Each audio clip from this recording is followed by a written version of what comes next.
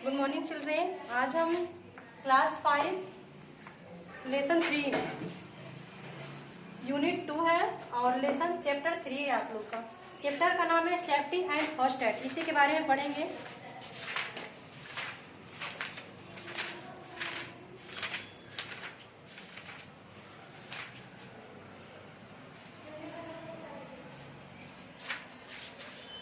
Accident can cause serious injury.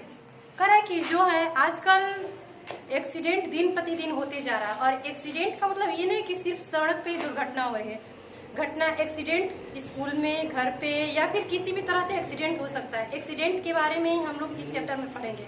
Accident होता है तो उस एक्सीडेंट किस किस कारण से होता है और उसके लिए कौन से सेफ्टी है और उनके लिए कौन से हमें फर्स्ट एड को यूज करना चाहिए।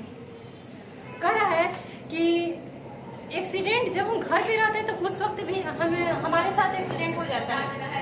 तो अगर घर पे एक्सीडेंट होता है तो किस कारण से होता है। तो घर पे हम कभी कभी चलते चलते फिसल जाते हैं या फिर सीढ़ियों पर से गिर जाते हैं या फिर किसी भी तरह से हम कहीं से गिर जाते हैं या फिर चोट वगैरह लग जाता है तो वो भी एक्सीडेंट ही होता है।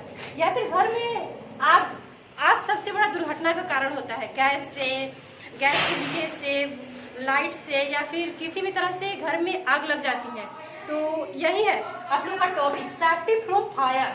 अगर फायर घर में आग लग जाती है या फिर किसी के कोई पर्सन में मतलब उसके शरीर में आग लग जाती है तो उससे हम किस तरह से सेफ्टी बरतेंगे।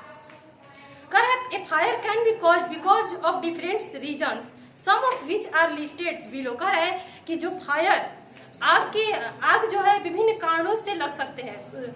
जो आग घर में है या फिर कहीं भी आग जो है विभिन्न कारणों से लग सकते हैं। आग का मतलब ये नहीं कि सिर्फ हम माचिस का तिल्ली जला के फेंक देते तो उसी से आग लग जाता है। आग के कई कारण होते हैं, जैसे कभी कभी इलेक्ट्रिक फॉल्ट हो जाता है, मैच स्टिक, गैस लीकेज की वजह से भी आग लग जाता है। तो वही कह रहा है कि आग के बहुत सारे कारण हैं जो आप लोग की किताब में नीचे की लिस्ट में लिखा गया है। तो आप लोग ध्यान से देखिए। पहला है carelessness while handling burning match stick, candles and fire crackers. कह रहा है कि अगर माचिस की तिल्ली जलाते समय अगर हम थोड़ा सा भी असावधान होते हैं, कैंडल जलाते समय अगर हम असावधानी बरतते हैं या फिर फायर क्रैकर्स पटाखा फोड़ते समय, आजकल कोई पर्व फेस्टिवल होता है तो बच्चे अक्सर पटाखा फोड़ने लगते हैं, तो उस वक्त हमें बिल्कुल ध्यान देना चाहिए। अगर असावधानी से अगर हम ये सब क्रियाकलाप करते हैं, मैच स्टिक जलाते हैं, माचिस की तिल्ली जलाते हैं, कैंडल जलाते हैं या फिर हम पटाखों को फोड़ने लगते हैं बिना ध्यान दिए हुए, तो वैसी स्थिति में आग लगने की ज्यादा संभावनाएं होती हैं। सेकेंड है इलेक्ट्रिक फॉल्ट। इलेक्ट्रिक फॉल्ट से आजकल दिन प्रतिदिन ज्यादा आग बढ़ते जा रहा है। हर एक जगह पे अधिकतर आग इलेक्ट्रिक फॉल्ट से ही लगता है। आगे है accident while cooking and gas leaks in the kitchen. कह रहे कि खाना बनाते समय कुकर का फट जाना ये भी एक एक्सीडेंट है, या फिर खाना बनाते समय गैस का लीक होना, इससे भी आग लगने की संभावनाएं होती है।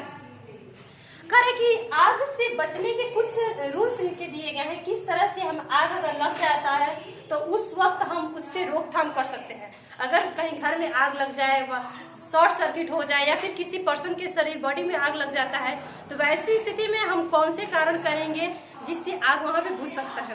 कह रहा है one must be very careful while handling fire. सबसे पहले तो हमें ध्यान देना होगा कि जब हम माचिस की तिल्ली जलाते हैं या फिर कोई अगर हम आग जलाते हैं तो उस वक्त हमें पूरी तरह से सावधान रहना चाहिए। अगर हम सावधानी के साथ हम आग को जलाएंगे तो आग नहीं लगेगा।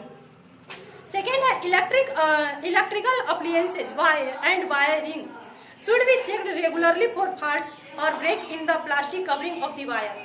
घर में जो भी वायर है अगर वायरिंग किया गया रहता है उसको भी, या फिर बहुत सारे ऐसे तार होते हैं जो कि वायरिंग नहीं किए गए रहते उसको भी हमें हर रोज पहले देखना चाहिए।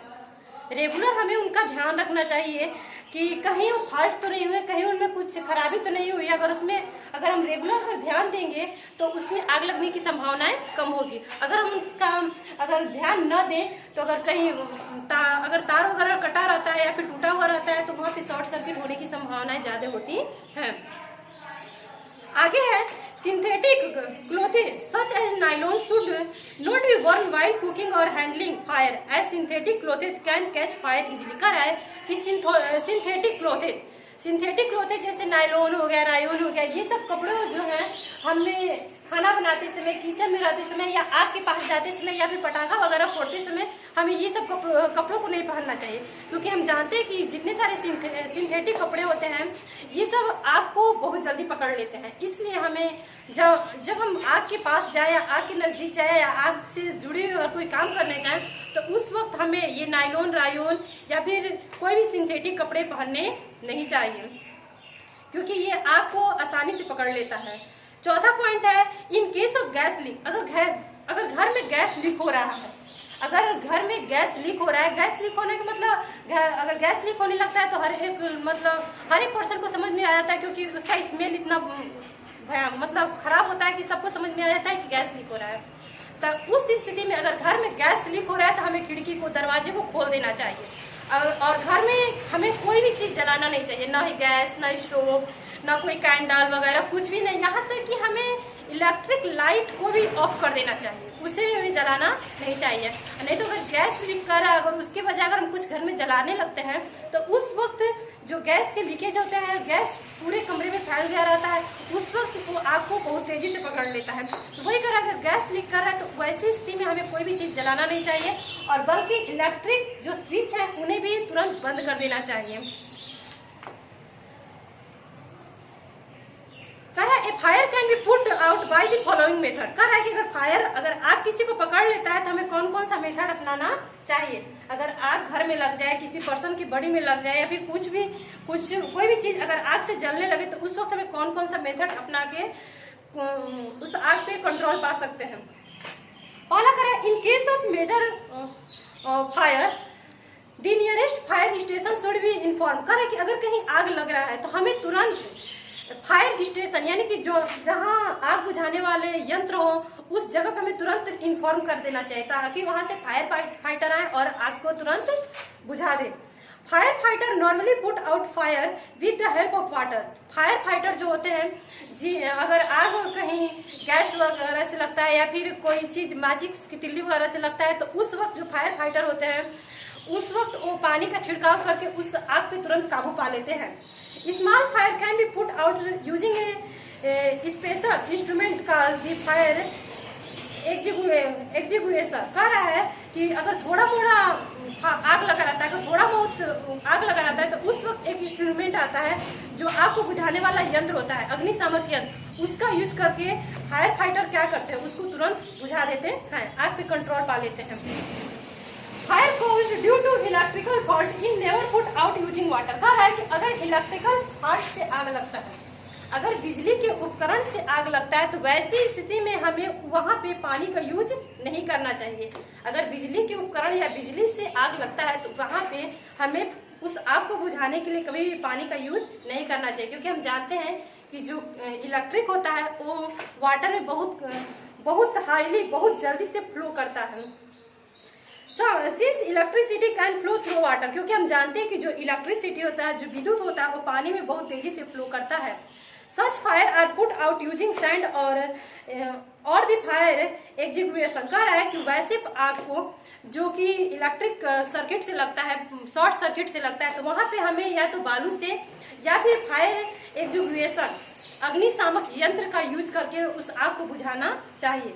Fire from petrol is also put out using sand. कह रहा है कि आग जब पेट्रोल से लगता है, अगर आग पेट्रोल से लगता है, किरोसिन से लगता है, तो उस जगह पे भी हमें सैंड का यूज करना चाहिए, क्योंकि अगर हम पानी डालेंगे तो हम जानते हैं कि अगर हम पानी में तेल या तेल पे पानी डालते हैं तो तेल बहुत जल्दी फैलने लगता है। तो अगर पेट्रोल से आग लगता है या किरोसिन के तेल से, तो उस स्थिति में अगर हम पानी डालें तो वहाँ पे बहुत तेजी से फैलने लगता है और वो बुझने का नाम नहीं लेगा और बल्कि फैलते जाएगा। तो वैसी जगह पे अगर जहाँ पेट्रोल से आग लगे वहाँ पे हमें तुरंत बालू का यूज करना चाहिए। आगे है in case a person क्लोथेज catch fire. अगर कोई व्यक्ति का कपड़ा आग पकड़ लेता है, अगर किसी व्यक्ति का कपड़े में आग लग जाता है, यही हो या फिर वो आदमी हो या औरत, उसे तुरंत रोल कर घुमा के धरती पे लिटा देना चाहिए। अगर जिस व्यक्ति की बॉडी में आग लग जाता है उसे तुरंत रोल कर भूमि पे गिरा देना चाहिए और गिराने के बाद उसे भारी ब्लैंकेट या कोई भारी चादर, कोई भी चीज भारी चीजों से उसे ढक देना चाहिए, ताकि उस पे जो आग लगी हो उसकी बॉडी पे वो तुरंत बुझ जाए। आगे की टॉपिक है फर्स्ट एड, और फर्स्ट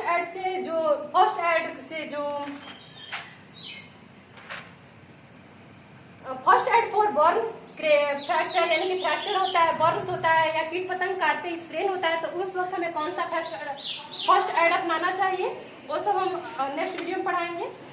तब तक आप लोग मीनिंग लिख लीजिएगा और इसका जो वन वर्ड है उसको बना लीजिएगा। थैंक्स।